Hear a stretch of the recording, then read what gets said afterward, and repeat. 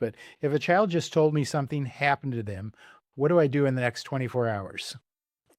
Absolutely. You contact the state reporting agency in the place where you live.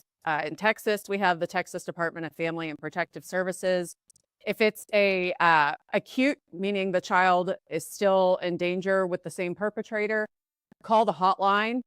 If it's something that sounds like, maybe it was a counselor at a camp this past summer, then you can make a website report.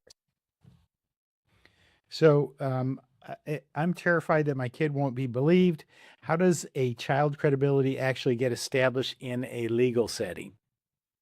That is a really prescient question, because the fact of the matter is that the perpetrators control the evidence that they leave behind. And the perpetrators generally don't do crimes on video.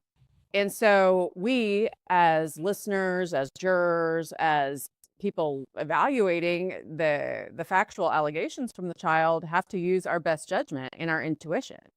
Uh, we have to listen to what the child says, what the child doesn't say, and look at how they say it. The way that the outcry takes place is very important to evaluating crimes against children issues.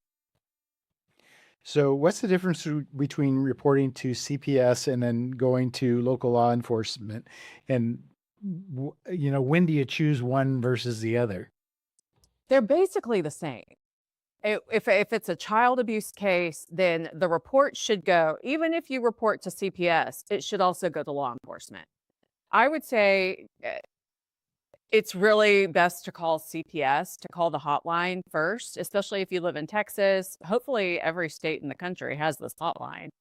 And CPS is going to route it to law enforcement. If you have any doubts, if you have maybe a bad experience with CPS and you're concerned, call law enforcement too and tell them that you've contacted CPS, because I'll tell you, the right hand doesn't always know what the left hand is doing. Hmm. So, the person who hurt my child is a family member. Um, does going legal mean blowing up my entire family? Possibly, possibly. And I don't know, even is that's probably not even a legitimate question. It doesn't really matter, does it? It's a legitimate question. Those dynamics are what has suppressed many legitimate outcries over the years. And I'm constantly contacted by adults who say that they told a parent or a grandparent, and that person chose the family rather than believing their child. And my hope and prayer for humanity is that we're getting to the point where we understand that if you don't protect the child, you're dooming your family lineage.